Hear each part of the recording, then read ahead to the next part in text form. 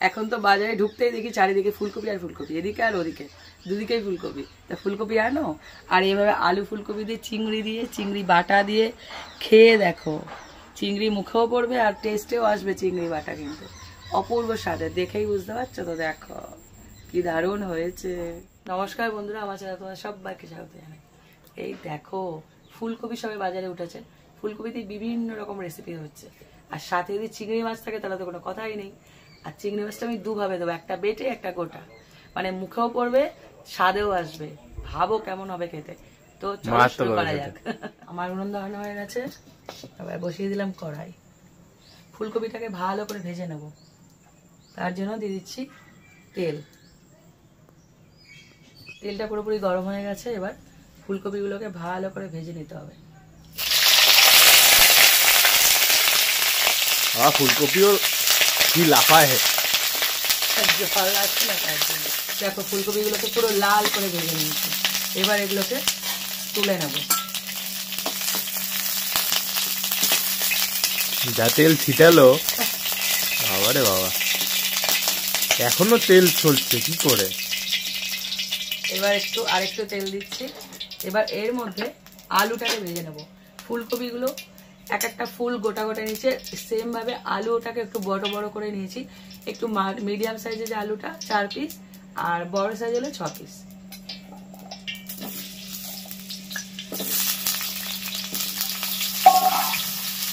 আলুটাকে পুরো লাল করে ভেজে নিতে হবে। এদিকে আলু ভাজা হচ্ছে, আলু ভাজতে ভাজতে আমি একটা মশলা রেডি করে নেব। এখানে নিয়ে নিচ্ছি 1 টুকরো আদা, কয়েকটা গোলমরিচ, 2টো ছোট এলাচ, আর কাঁচা লঙ্কা আর রসুন, আর একটু পেঁয়াজ।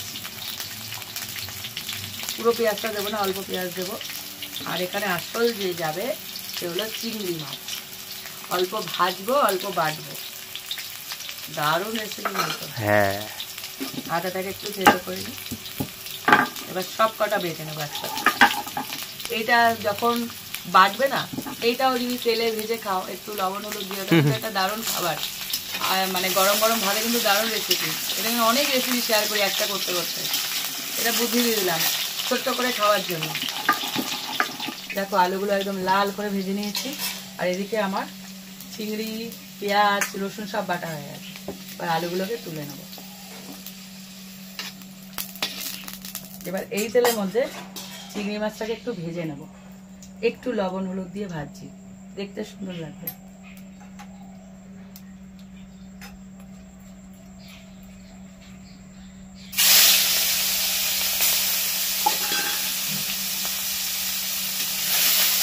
দেখো চিংড়ি মাছগুলোকে হালকা করে ভেজে নিতে হবে, খুব বেশি কড়া করে ভাজতে হবে না, একটু নাড়াচাড়া করে তুলে নিতে হবে।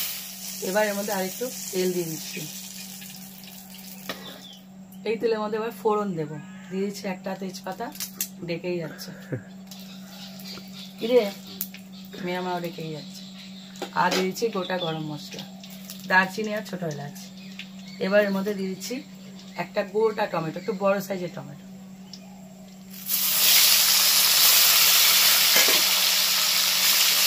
এটা একটু ভেজে নেব।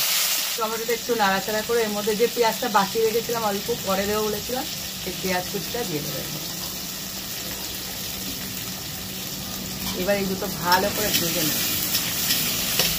পেঁয়াজ আর টমেটোটা দেখো খুব ভালো করে ভাজা হয়ে গেছে। এইবার যে বেটে রেখেছিলাম মশলাটা এই চিংড়ি মাছের সাথে, সেই পেস্টটা দিয়ে দেবো। এবার দিয়ে সমস্ত মশলাগুলো দিয়ে দেবো। হালকা একটুখানি জল দেবো, অল্প কষানোর সময় না একটু জল দিয়ে কষাবো, তাতে কি হয়তো মশলাটা পুড়ে যাবে না। দিয়েছি লবণ, এটা আন্দাজ মতো দিতে হবে।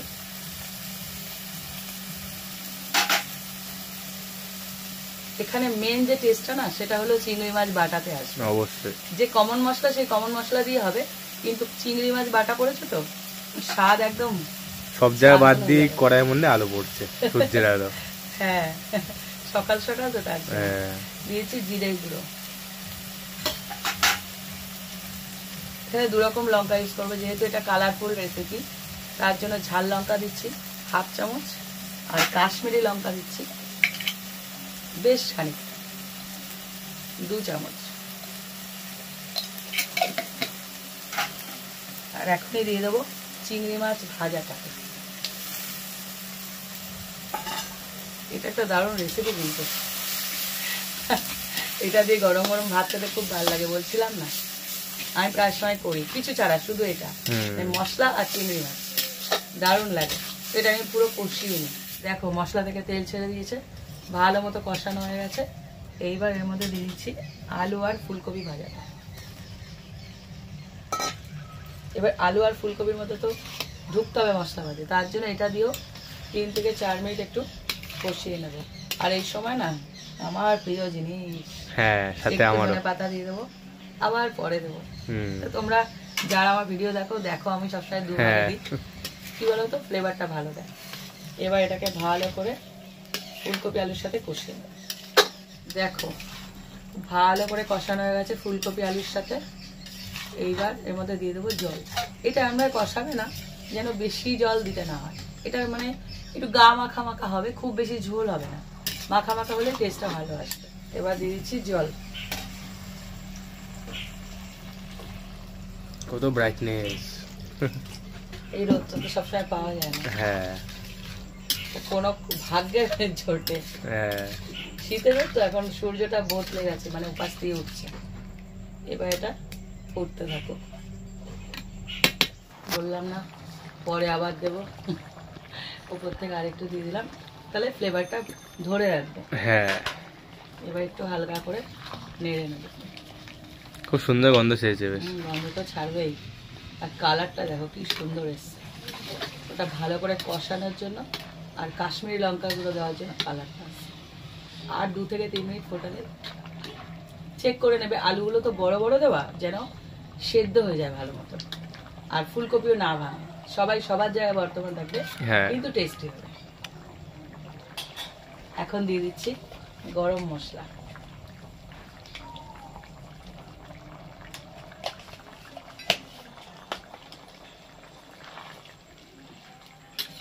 দেখো আলু ফুলকপি সবাই সেদ্ধ হয়ে গেছে, আমার রেসিপিও রেডি হয়ে গেছে। আর এরকম মাখা মাখা একটা গ্রেভি থাকবে, এই দেখো দেখিয়ে দিচ্ছি, এইটুকু গ্রেভি থাকবে। আর নামানোর পর না বসে যাবে, আর একটু বসে যাবে। এই রেসিপিটা একবার হলো ট্রাই করো। আর চিংড়ি মাছটা অবশ্যই বেটে দিও, আর সঙ্গে মানে গোটা গোটাও দিও, পাতেও পড়বে মুখেও পড়বে, দারুণ একটা রেসিপি কিন্তু। এই রেসিপিটা অবশ্যই ট্রাই করো, আর এটা শেয়ার করো, ভালো লাগলে লাইক দিও। আর এরকম আরো রেসিপি পেতে আমার চ্যানেলটা সাবস্ক্রাইব করে দিও। আর যারা ফেসবুক থেকে দেখছো তারা আমার পেজটা প্লিজ ফলো করে দিও। আজকের মতন টাটা।